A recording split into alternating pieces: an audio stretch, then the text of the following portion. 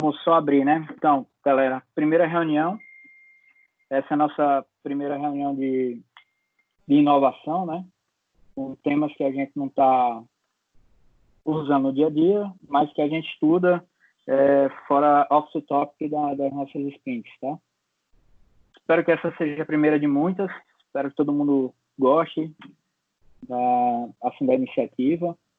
E hoje a primeira iniciativa é com o Jean, né? A ideia foi dele, partiu dele, essa ideia. E os próximos, a gente espera que no final de hoje alguém se candidate a ser o próximo da sexta que vem. E valeu. Vai, Jean. Pode tocar. Beleza, vamos lá então. Então vamos lá. A primeira coisinha de hoje, né, é tipos de banco. Vou tentar fazer, vou ficar perguntando a vocês, tá? Espero que todo mundo tire o microfone do mudo aí e fale. Então, galera, vamos falando aí. Então vamos lá. Tipos de banco. O que vocês acham que são tipos de banco?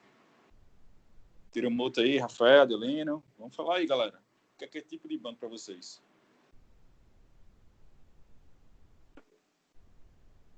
Oi. Rapaz, estou bem acostumado com os dois tipos, né? Tá. Quais são os dois tipos? Relacional e não relacional, né? Tá. Exatamente. Eu tinha pego aqui banco digital, então nada a ver, né? Peguei errado, então. Ô, bicho. Então, pegadinha aí. Então vamos cancelar aqui a votação. Eu ia fazer essa piada, mas aí eu achei que já era muito sério. Vamos cancelar então, né? Vamos cancelar aqui. Então vamos sério, agora sério. Então, tipo de banco para vocês falar que é banco relacional ou não relacional, não é isso? Isso. Sim. Pode também ser banco imobiliário, né? Existe também banco todo engraçadinho. Tá bom, vamos lá. Foi que você botou no pastel dele, Rezo. Quando é que a gente vai chegar nos blocos que a gente usa, né, cara? O caldo de cana dele tinha muita cana, viu? Pouco caldo. Tava muito adoçado. Então vamos lá. Tipos de banco, né? Aí tem a falar NoSQL e SQL. Aí falamos um pouquinho sobre o afunilamento desses tipos de banco. E que são os nossos próximos passos, né?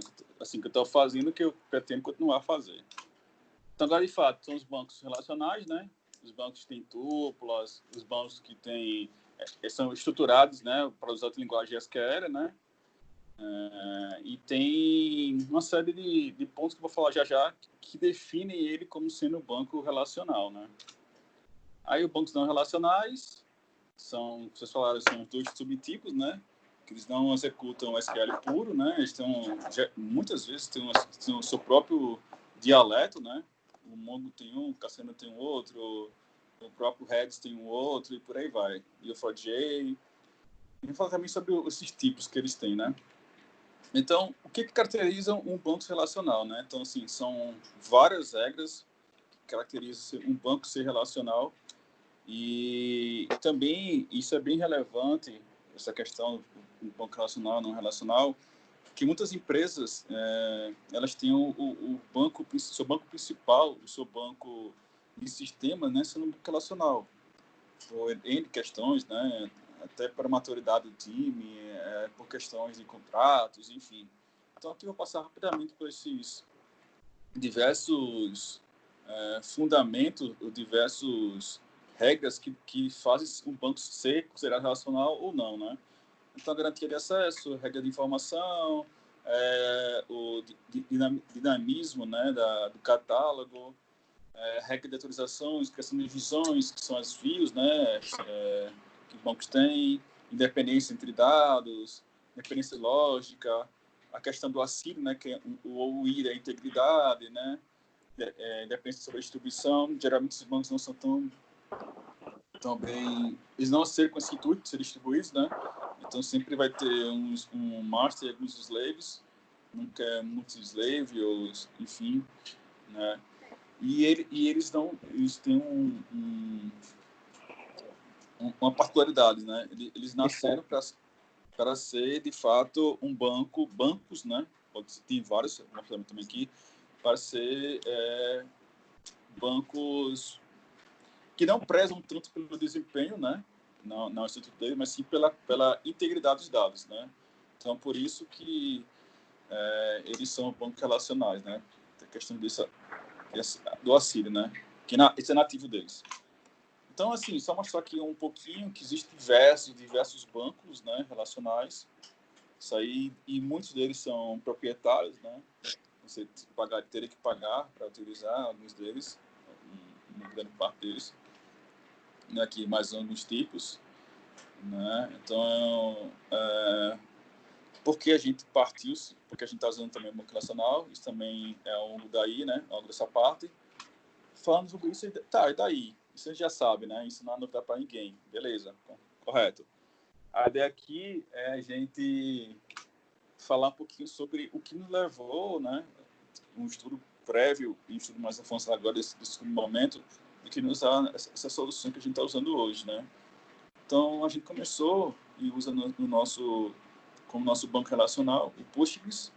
Vocês verem que ele é o último que dessa fileira, né? Ele já é um banco bem antigo, né? Ele está desde 89, né? Então, ele está aí já há um bom tempo. Ele tem, como todos os bancos, a ideia de conjuntos, toda essa ideia.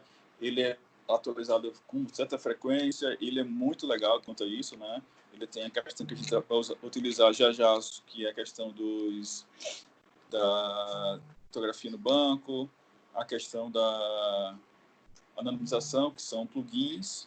Então, por ele ser open source, né, sua licença, então muitas pessoas estudam o seu core, né, e fazem plugins ou aprimoramentos, né, que isso vai ser incorporado ao, vamos dizer assim, a sua branch master, né, que isso e fica público. Não tem aquela questão dele ser tem versão paga e versão gratuita, que a gente sabe que a versão paga sempre tem um certos privilégios, a versão gratuita é totalmente gratuito, né?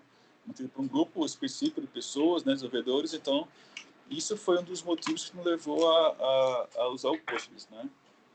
E principalmente ele ser o alicerce de quase todas as nossas aplicações até hoje, né? Então, nosso estagiário, ele é Postgres, nossos sistemas, módulos, renda e tudo mais, ele salva suas configurações em Postgres, né? E também porque ele é facilmente utilizado em Docker, né? Em ambientes nuvem, em cloud, tá? Então, mas por que a gente está usando Postgres, beleza? Mas por que usando Postgres com boa pegada, boa parte dele usando o JSON-B, né? O JSON binário, né? Que já é um pouquinho mais uma evolução do JSON, né? Então, por que a gente fez isso? A gente fez alguns testes, né? Quanto ao uso de memória, quanto ao uso de HD, quanto ao uso de CPU, tudo mais. A gente viu que ele pode ser tratado também como um banco, digamos, um pouco híbrido, né? Então, essa é uma pegada que nos possibilita a não ser um banco puro, simples, relacional, né? Mas ele também ser um banco híbrido, que possa salvar lá a estrutura não conhecida previamente, né? Que é o caso do Morbius.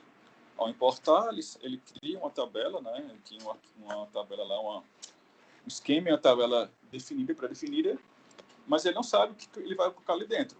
Ele vai receber um dado, ele vai tratar aquele dado, vai ser aquele dado. Dali para frente, você vai saber como e buscar como tratar isso de sua forma. Então, por ele ter essa pegada também, de ser híbrido, ele foi nosso escolhido, né, início do projeto, para ser esse nosso banco, né, esse nosso banco. E por questão também não só por isso, mas também por questão dele ser bem performante quanto a isso. Eu posso criar índices sobre o JSON, eu posso criar coisas que ele se reflete, ele se caracteriza, ou ele mesmo atua como um banco meio que não relacional, né? O NoSQL, assim, a gente sendo bem por cima, né? Tá? Então, assim, isso foi o primeiro levantamento que eu fiz, né? Só para ter um pouco desse histórico, né? Porque o banco Postgres, vocês podem perguntar, já dúvida, a gente pode esclarecer isso ao decorrer da apresentação, pode interromper quando necessário, tá? Isso é necessário alguém achar, tá? Então, isso é só um históricozinho até aqui. E aqui a gente tem os bancos não relacionais, né? Porque também parti agora para um estudo mais aprofundado sobre os bancos não relacionais, né? Estou nisso já há um tempinho, minhas noites, estudando um pouquinho cada banco. Mas a primeira coisa que talvez alguns ou quase todos não saibam, é que existem subdivisões dentro do NoSQL. Ah, quer usar um banco NoSQL, tá? Então, tá. Você quer usar para quê? Qual a sua necessidade? Qual o seu interesse? Né? Para que você quer usar o NoSQL? Só para você que tem um banco NoSQL utilizando, né? Então, o banco NoSQL, ele subdivide em todas essas categorias. Eu tenho um banco de colunas largas, aí entra o HBase, o Datatable da Google, um exemplo, né? Eu quero usar o banco documentos, aí entra o Mongo, tá? Entra alguns outros. Eu quero usar bancos chave-valor, normalmente em duplas, né? Aí entra já o Redis, por exemplo. Ah, quero usar bancos de grafos, aí entra o Neo4j, aí entra o GraphQL. Ah, enfim, quero usar bancos só para rodar XML. Então, assim, existem bancos NoSQL, eles estão focados em cada uma dessas particularidades. Ah, eu quero um banco para event sourcing. Ah, beleza. Então eu quero ter um banco só para streaming. Eu quero streamar um vídeo, eu quero streamar um áudio, eu quero streamar séries em tempo real, gráficos em tempo real. Então existem bancos focados para cada tipo de coisa. Claro, o intuito aqui nunca vai ser e nunca será, né, ter aquela famosa bala de prata, porque eu acredito que ela não existe, né? Então não existe um banco que seja performático, bom para todos os cenários que a gente conhece hoje. Então, assim, a gente tem que achar um banco legal para a gente, assim, meu ver, né? Estou fazendo esse estudo um pouco mais aprofundado, no meu tempo livre, para a gente achar uma solução que eu vejo que será bem pertinente para o nosso final lá, para que o nosso banco desambiguado, né? Para que a gente consiga dar performance para nosso internamente também para os externos, né? Para que a gente não gargale em momento nenhum quanto a isso. Mas já, beleza. Então, eu vou ter divisão de A a O, né? Então, será 15 subdivisões aí. Aí você pode pensar, tá doido, velho? Como assim? Isso é viagem. Aí eu, não é viagem. Eu peguei isso agora essa divisão, ele agora é de abril de 2020, tá? Então, assim, é bem novo. É do mês passado. Ele categorizou todos os bancos que existem e deu essa subdivisão entre eles, né? Então, vou mostrar aqui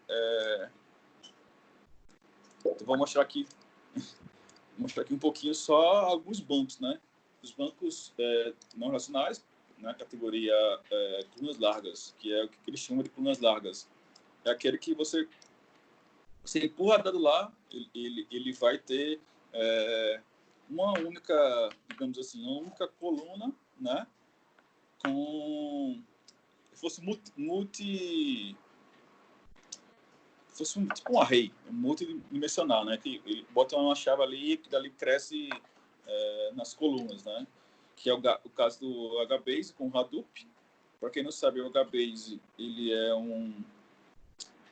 o Big Table da Google, né? Então o Big Table tem um paper e o cara que fez disponibilizou esse paper e desse paper, que é a base do Big Table, ele criou o HBase, né?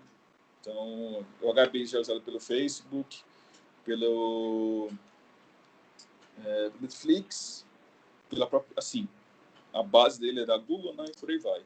Cassandra, que é um dos mais, acredito que mais conhecidos, né, desses aí. Aí tem o Amazon SimpleDB, que virou, né, ele é uma subdivisão, um projeto paralelo do DynamoDB, que também é da Amazon, que é o banco oficial deles lá na nuvem. Tem o Alessandra, que é o Cassandra com Elastic, que é um merge dos dois caras. Eu estou botando aqui os bancos que eu lia mais, tá? Eu pesquisei, já fui atrás, a fundo, fiz as famosas POCs em casa, brincando. E esse último aí, eu estou nele agora. Não sei explicar muito bem, mas dos que eu vi, ele é o sexto melhor ranqueado, tá? Já quanto a documentos, né? Documentos é questão lá de tipo o Mongo, que é uma das coisas mais famosas. Cria um documento, que no caso do Mongo é um JSON, né? Que é quase um JSON, né? Mas eles chamam de JSON, né? Então ele vai lá e salva esse elemento. Tem um ASIC, né? Tem um AuditDB, tem o Base Server e tem um Lite. Esses bancos também eles seguem a mesma premissa, né? De documentos. Segue uma premissa também muito apegada de ser todos eles, não sem distinção nenhuma, de serem muito nativos na questão de nuvem, né? De ter essa pegada desde nascença. Então, esses bancos mais novos já nascem dessa forma, sem nenhuma pegada mais servidor. Se trocando um gancho aqui, se voltar rapidinho, o único desses aqui, né, assim, que nasceu mais recentemente, mas ainda com uma pegada um pouco mais de master e slaves, é o HBase, né? Falou mais recente, tá? Outros você já conhece, acredita? O Mongo tem o orquestrador e tem os vários que acompanham o cluster, desses aí. E eu estou estudando também dessa outra pegada, né, que eu tiro um dia para cada um dos documents, esse item 5 aqui, tá? Item 5 está no meu explorer atual para dar uma estudada melhor nele. Seguindo um pouco mais, né, aí tem eu falei agora há pouco, lá no primeiro ponto lá. Aqui já entra o DiamondDB, que é isso de fato da Amazon, né, que ele é focado agora em chave e valor, né, por isso que o outro um pouco diferente quanto a isso. E tem o Redis. Tem o Redis, tem o KeyDB, Memory Cache, que Memory Cache já bem voltado já para cache, né? E um ponto de observação aqui quanto ao Redis foi a solução que eu estou adotando, né, para o nosso Mimir. A gente teve que refazer um pouco o Mimir, né, que é trabalhado agora como um serviço, né, de derivação. Os dados, ao serem imputados, eles vão para o Redis, né, o Redis, se você vai chamar aí. Ele fica lá salvo e, ao processar, ele tem uma particularidade muito legal. Uma coisa muito legal dele é que eu posso dizer para o próprio Redis, manter essa informação por X tempo. Sei lá, por 10 dias, por 15 minutos, por 10 segundos, ou por um mês. Então, o próprio Redis, eu tenho interno dele, né, isso, essa questão de apagar um tempo pré-definido pelo usuário.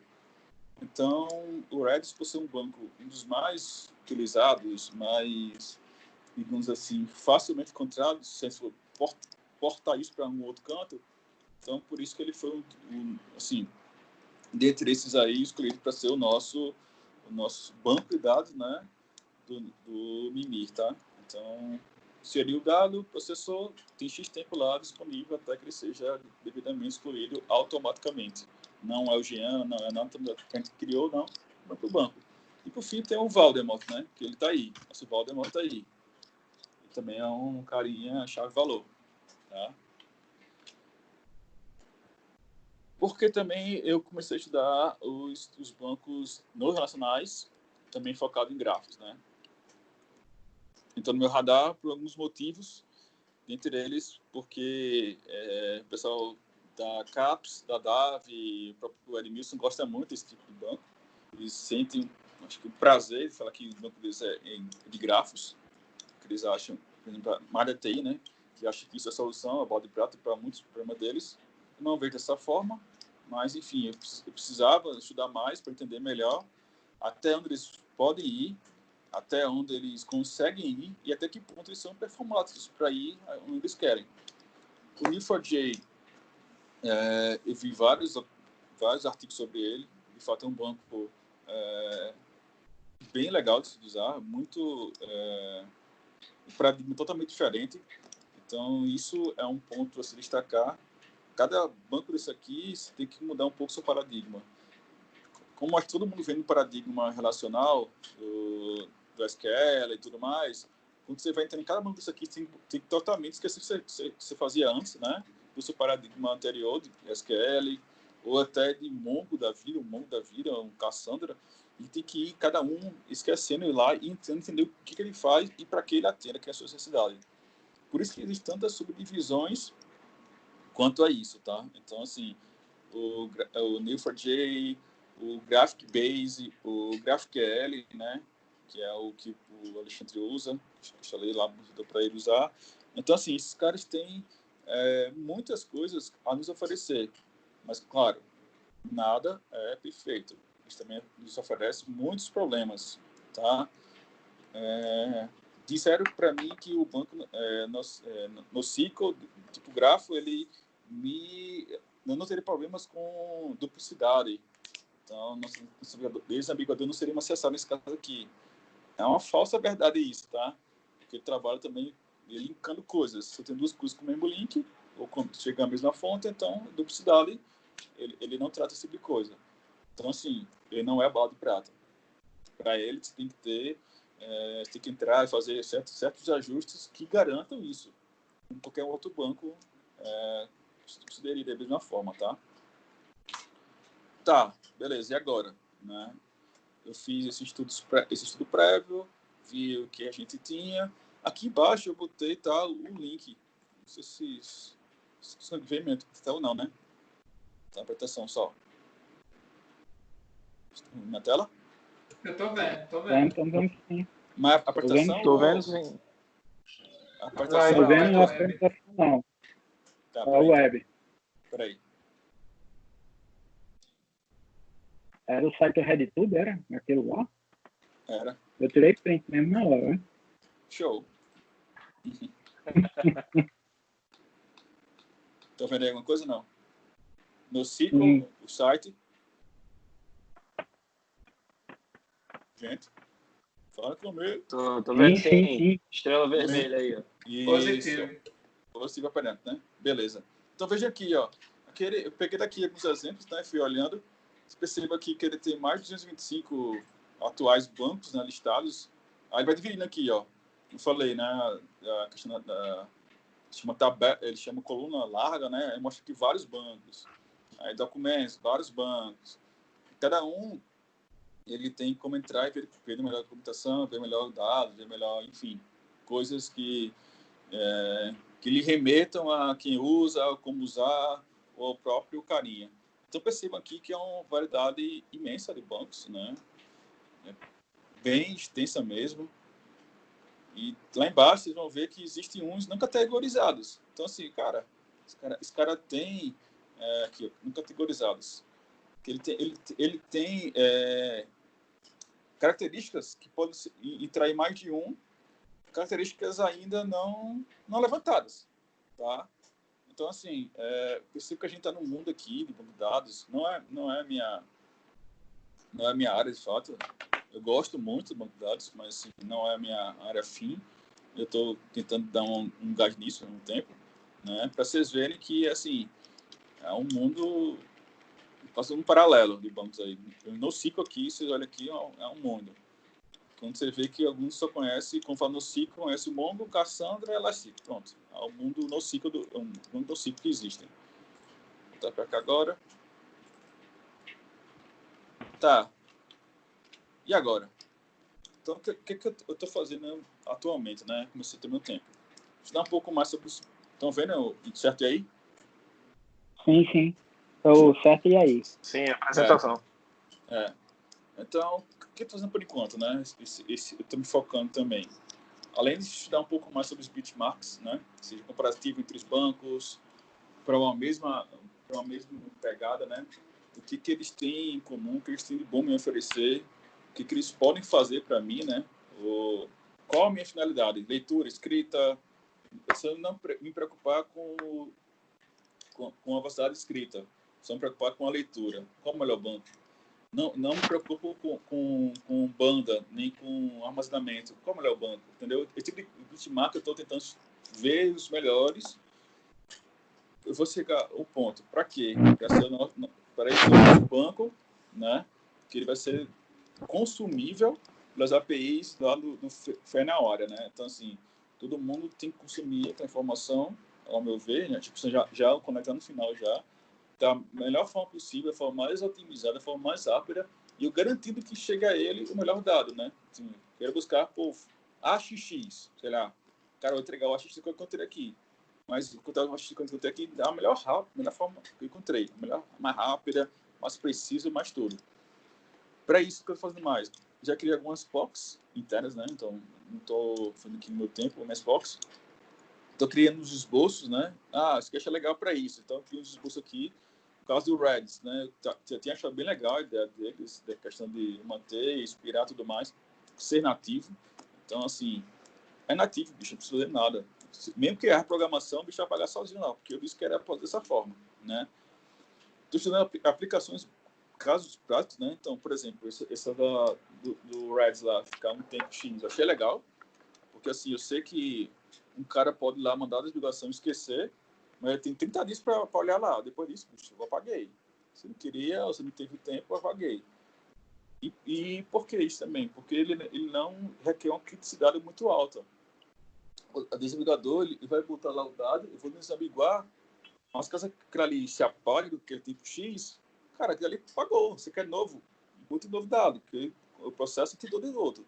Não é um dado com criticidade muito alta, ou seja, é um dado que eu vou perder, vai fazer falta para alguém, tá? Então, isso também é um pouco a se estudar também, um pouco se pensar nessa praticidade, nessa questão, e dizer, não existe bala de prata, não existe um banco que seja para o estagiário, seja bom para os nossos sistemas, que seja bom para o final e seja bom para a API.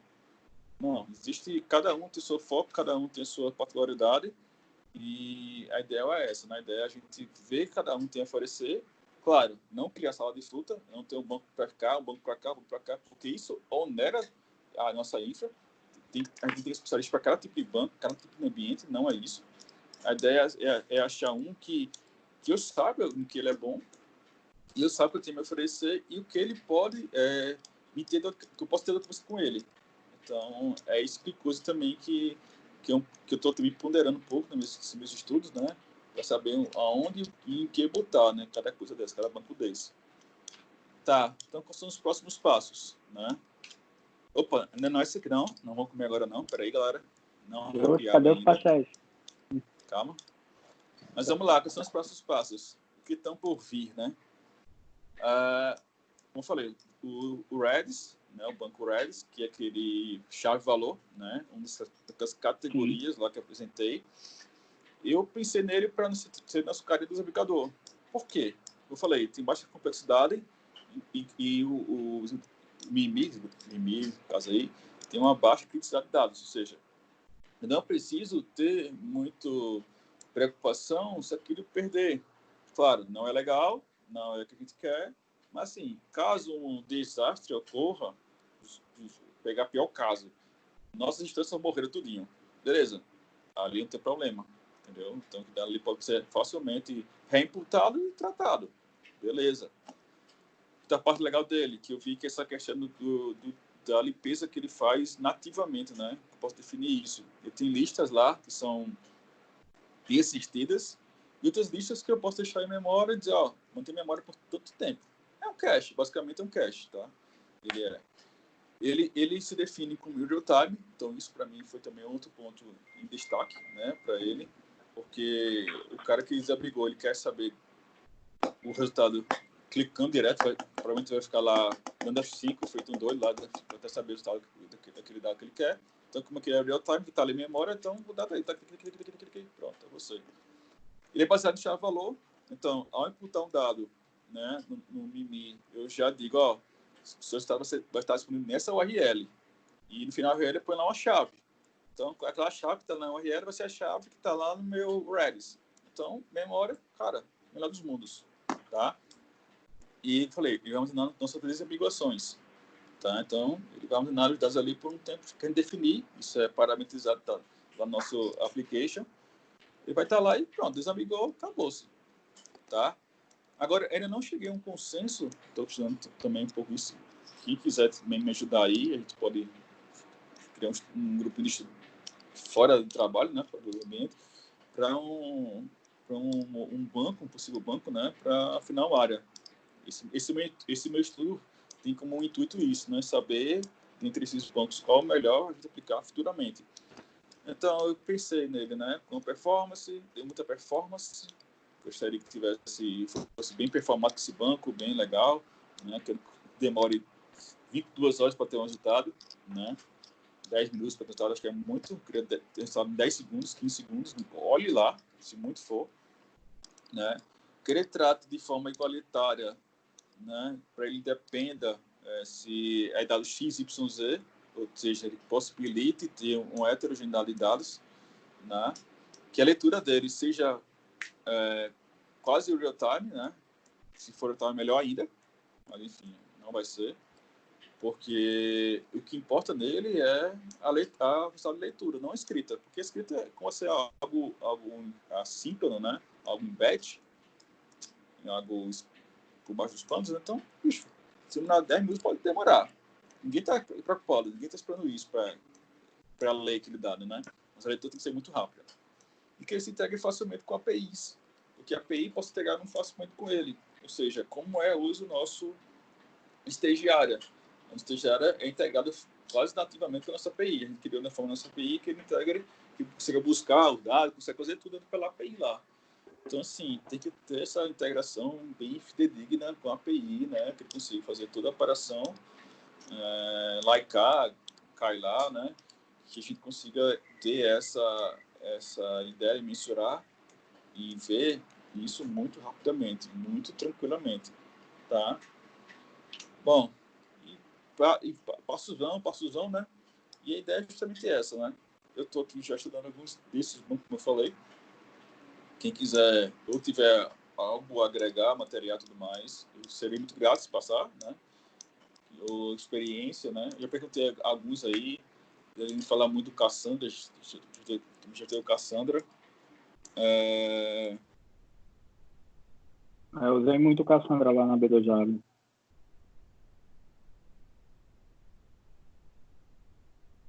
Oi. Já estudei muito Cassandra, muita coisa.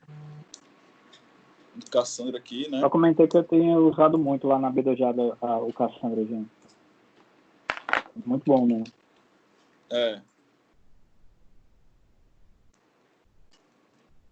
E o Cassandra, pra vocês terem ideia, ele era o banco, né? Ele era o banco do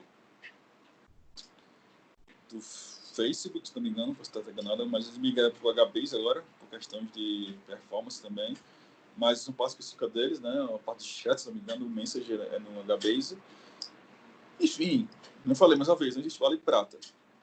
Lá na Ferrenda eu usei por um tempo o Mongo, até consegui fazer um pouco uma file hoje também sobre isso, vocês continuaram lá usando alguma coisa do tipo. Mas enfim, só um outro ponto. O nosso Oracle ID hoje, a integração lá no login, ele usa o Mongo, são 3 nós hoje, são 4 nós, perdão, é um questão de árbitro, e 3 nós, né? O árbitro não armazena nós, dados, só os nós, são 4 nós para o nosso ambiente lá do Oracle ID. Assim, não, nada descartado, né? Então, quem quiser partir comigo, você manda parceiro tirar essa de banco aí, você tem aí amigos. Enquanto é isso, beleza, então agora vamos, acho que agora é happy hour mesmo, e agradecer a todos a atenção aí, e é isso, galera. Valeu, Jean, parabéns aí, deixa eu bater palma aí. Alguém tem alguma sugestão, crítica, apoio aí, alguma coisa aí, fica à vontade. Tá, primeiro, é isso mesmo. Eu até acredito que o caminho é isso mesmo também, assim, de não adianta achar que um banco vai resolver para tudo, não. Tem que ver a aplicação que você está fazendo, né? Assim, qual a finalidade, né? Isso aí, de fato, é o principal, né? Principalmente, assim, se a gente tem recurso e tem como ir por esse caminho, que eu também acredito ser o melhor, ótimo, é por aí mesmo. Não vejo outro cenário, não.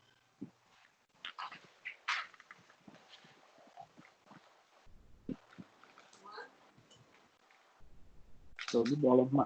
Quer falar alguma coisa, Delis? Ou Miguel? Não, eu concordo plenamente aí com as palavras de Jean aí, não existe bala de prata, né? O negócio é a aplicação mesmo, né? O Rafael falou também. aí realmente não tem quando correr, não. Tem que só ver mesmo o que nossa infraestrutura, né, o que a infraestrutura do cliente suporta, né? Suportando alguma dessas soluções ou todas elas, aí é por aplicação mesmo, né? A gente tem que só pensar na aplicação mesmo disso, mas concordo plenamente. E outro ponto, vocês conheciam, porque para mim foi uma surpresa a questão dessas subcategorias do Banco NoSQL. Vocês todos já conheciam essa questão aí? Não, eu conheci. Eu já sabia que ele era dividido, né? Mas eu não conhecia todos assim, não. De ir atrás de todos, não. Assim, tinha as divisões, tinha o que era melhor para o quê, né? Mas de ir atrás, algo do tipo, não. A gente sempre lá procurou focar no que era mais conhecido mesmo e foi trabalhar em cima deles e a finalidade de cada um, né? Para o que daria mais. O que eu conhecia mais era o chave-valor, né? Então, aqui é chave-valor, o Elastic e o Cassandra, né? Que é colunar, né? Mas assim, eu sempre escutei, por exemplo, o Elastic é uma ferramenta poderosíssima, só que eu estava vendo um case da OLX, né? Que eles conseguiram aplicar lá o Elastic, só que ele mesmo fala, ele disse, olha, quando você tem poucos índices, tudo é uma maravilha. Quando você começa a aumentar os índices, ele vira um monstro, né? E é questão de aplicação mesmo, assim, acho que é uma descoberta também para todo mundo, porque você tem que encontrar um case o Elastic, né? E o Elastic, inclusive, né, como a gente já trabalha com ele lá na Simp há um tempo já, acho que mais de 2 anos, tudo bem, a gente tem índices enormes lá e, assim, isso vai da expertise, porque se você subir um Elastic é algo muito fácil, você colocar um cluster de Elastic é muito fácil, você gerenciar ele é muito complicado. Porque você trabalhar com os índices dele, você tem que ter o controle dos charts direitinho, tem que ver como é que você vai indexar, né? Então, assim, existe uma série de parâmetros de configuração, se você não os aplicar corretamente, de fato, o banco não vai funcionar. E ele vai ser uma solução talvez pior até mesmo do que usar um relacional, né? Então, a minha visão sempre foi muito do propósito. Né? Para que eu tenho para que eu quero esse banco, né? Qual o propósito que ele vai me servir, né? A gente conseguiu dividir lá o cenário de que o Elastic é para o Big Data, que a gente precisa, porque a gente não tem large tables em si, large columns, né? A gente tem o Elastic, que ele serve muito bem para o propósito que a gente quer de Big Data. O Mongo para o nosso transitório, porque são dados que a gente transita entre aplicações distintas em si, né? E hoje a gente usa o Redis, mas só para compartilhamento de sessão, né? Mas é o mesmo propósito, chave valor. Então não tem muito o que correr, não.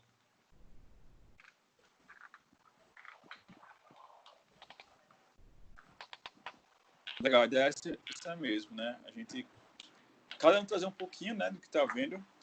Por exemplo, fosse trabalhar hoje com, sei lá, supor que a gente vai montar um serviço ou um portal, uma coisa, mais para streaming ou grafos ou algo do tipo. Event source, modinha, event source.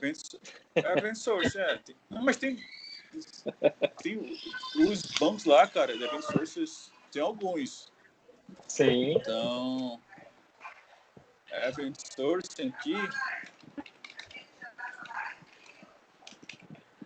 Então, aqui tem 2 só, né? Tem o Event Story e o 4J, S4J, né? Mas já vi outros também que não tô aqui atualizado ainda. Então, assim, cara, existe para tudo. Então, o cara tem a sua particularidade, tem a sua necessidade e ele vai e cria. Aquilo dá certo, a comunidade deixa aberta, a comunidade evolui e ele, pronto, tá lá. Tem uns que são específicos que eu tava até olhando, mas, claro, eu não fui muito a fundo, mas, assim, dados científicos e dados especializados. Então, cara, tem umas coisas meio malucas, tá ligado? Os caras fazem lá dentro.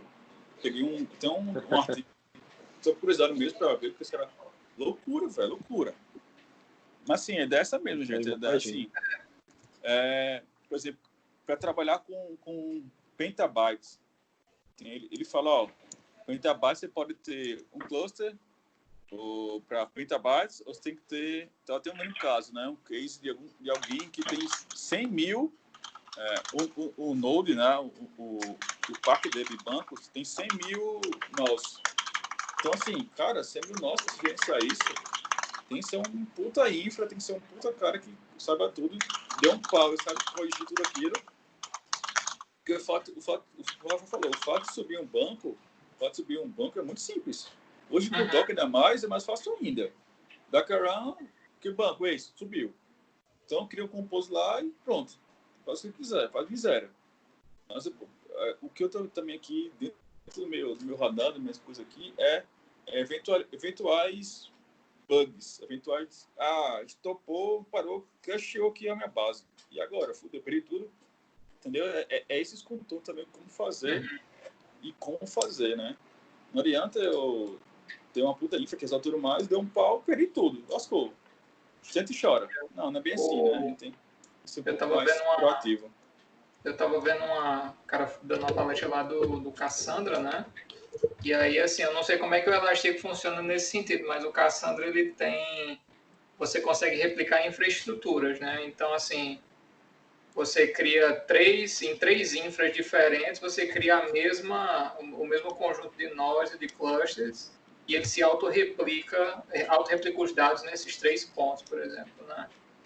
Porque eu não sei como é que o Elastic funciona nisso, você tem como configurar isso, né? Em que ponto ele não tem igual o Mongo, né? Que tu falou que ele disse que tem um árbitro e tem 2 ou 3 nós, né? O Cassandra não funciona assim, né? Que ele funciona com um ciclo, né?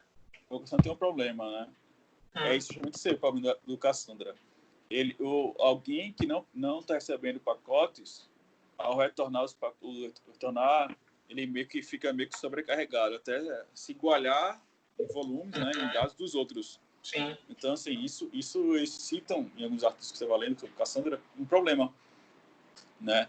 Um problema porque, assim, um nodal, sei lá, atualização, para um enredo, que seja, na volta ele dá uns pau muito maluco, né? Ele sobrecarrega, onera aquele nó ali específico, levando ele talvez a cara de novo, dependendo da quantidade de dados que ele ficou fora e não recebeu. Sim, né? Sim.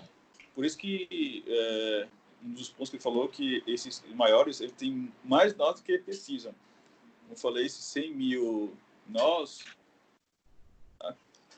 Netflix tem 2.500 nós, por exemplo, 420 teras, né? Mas 1 trilhão de requests por dia, e por aí vai. Eles têm mais do que eles precisam, porque eventuais caem, e aquele cara que não volta, ele fica sendo atacado por outros, né? Tem uma janela aí, né? Enfim, tem esse também. Ele é descentralizado, se não me engano, ele não tem um carinha que... Sei lá, que rapidinho. Ele não tem o sync point of failure, né? Ele não tem um carinha que é... Isso. Aí, assim... Se o nó atual que recebeu a requisição não tiver, ele passa para o próximo, né, na rede. Isso. Similar ao banco. O Mongo, o orquestrador que eles chamam, né? Ele vai dizer, você tá com um ping menor, ou você tá com um delay menor, ou agora você virou master. Então, ele elege um deles que é o master, ou seja, quem recebe um input, ou delete, ou enfim, ou post lá. E dele, os outros se replicam a partir dele. Então, assim, falhou um cara, ou que é talento, o árbitro tem a autonomia, tem a necessidade de elencar um outro como sendo o cara responsável por ser o cara que vai receber os dados, né, os inputs. A parte boa disso, é um get, beleza, o get não vai para o master. Qualquer tipo de get não vai para o master, vai para os outros. Porque os gets podem onerar os outros, mas nunca o master. Entendeu? Então, assim, tem pontos legais em cada tipo de banco desse. Tem pontos bem interessantes, né? E cada um, como eu falei, tem as suas particularidades, né? O nosso Mongo hoje lá, cara, tá tranquilo. As máquinas lá não estão nem sentindo nem coçar. Mas, assim, foi para Depois você tem que me falar, foi aquele tanto que você fez naquele dia lá. Do quê? Vou explicar aquele túnel que tu fez naquele dia. Que tava subindo a máquina tava lenta. Eu disse, não, hoje de noite eu resolvo. Aí quando foi no outro dia tava funcionando. Mas foi no Português, né? Foi, poxa, Zé. Outro ponto também nosso legal é que o nosso posto tá totalmente tunado, né? A gente tunou ele de forma que ele tá não tratando como relacional, mas também não sendo totalmente não relacional, né? Ele tá tunado, tá com as regras lá do ACID bem legais, que é dele mesmo, né? Do Roberto e tudo mais, e ele tá se comportando, eu acredito que até rapidamente, com a dados que ele tem, né? Ele tá com, acho que 1,5 milhão de dados lá de pessoas. Ele busca isso usando até o regex interno dele, que é aquele tiozinho, né? Muito rápido. Então, assim, o banco, o Pojo também é uma boa solução para certas coisas, né, nossa. Então, acho que a gente está, assim, a gente estando bem alicerçado nesses conceitos, nessas coisinhas, a gente vai conseguir ter uma boa solução até o nosso, assim, também espero, né? Nosso final área, né? Final área lá. Como a gente está no nosso stage, né? E eu não acho que até lendo esses artigozinhos, que eles nunca, eu também já sabia, assim, de outros, mas assim, eles nunca recomendam que esses caras sejam o final, né? Sempre tem alguém antes que ele tem propósito quase sempre de otimizar, ou de estandarizar dados que já estão ali consolidados em outro canto, não sendo o banco final, né? Muitas vezes disso. Pessoal, acho que era isso, a ideia basicamente, né? Que eu venho trabalhando, estudando nos meus tempos livres, bancos, principalmente no NoSQL, com essa pegada mais final área, final tudo mais. Enfim, isso aí. Jean, com relação a isso aí, o fato da estrutura estar em RNP ou CAPS, isso aí tem algum impedimento ou tá com liberdade? Porque, pelo que eu entendi, utilizando a estrutura da RNP, a gente tem mais flexibilidade, né? Sim. Por quê? Porque a gente é nosso DBA, a gente é nosso cara de infra, a gente é o que desenvolve. A gente conta com a ajuda do Thiago Guilherme lá na RNP, mas é meio perdido, né? Porque tem que entender as coisas lá do Roger, e no tempo ocioso, quando vou lá, gosto de chorar perto dele, e ele nos ajuda nessas coisinhas. Mas, assim, de fato. É porque, Miguel, a gente tem a chance nesse projeto da gente usar alguns conceitos de DevOps, caso ainda está patinando para implementar. E a entrega da infra como serviço, a gente está usando a infra como serviço, a gente está usando o banco como serviço também. E isso é bem interessante. A gente tem uma liberdade de fazer isso que, assim, que seria o passo mais futuro que a CAPES está almejando entrar. É criar um banco sobre serviço e uma infra sobre serviço, para que o próprio desenvolvedor ele tenha o poder de escolher o que é o que é melhor para a aplicação dele. Show. Então aí não vai ficar restrito ao cardápio lá da CAPES, né? O desenvolvedor é que vai... Por enquanto, não. Sim, para frente, né? Para frente, a tendência é que a CAPES se torne esse mesmo modelo de implantação que a gente está fazendo aqui. A gente está sendo pioneiro em muita coisa, né? Como a gente foi pioneiro lá na parte do OpenShift lá, eu e a Adelina, a gente teve o privilégio de implantar e usar o OpenShift lá dentro, então isso é bem interessante. E os conceitos estão caindo, né? Estão começando a ficarem mais difundidos lá dentro da CAPES. Legal. A ideia aqui principal é saber que você não é dono, né, da verdade, né? E que cada coisa tem a sua particularidade, né? Cada um tem a sua necessidade e tudo mais. Enfim. A principal frase aqui: não existe bala de prata. Acho que é isso. Galera, então, estou satisfeito com nossa primeira reunião. Vocês liberem as câmeras aí pra gente ver todo mundo, né? Aproveitar, tirar um print aí com todo mundo aí. Aí.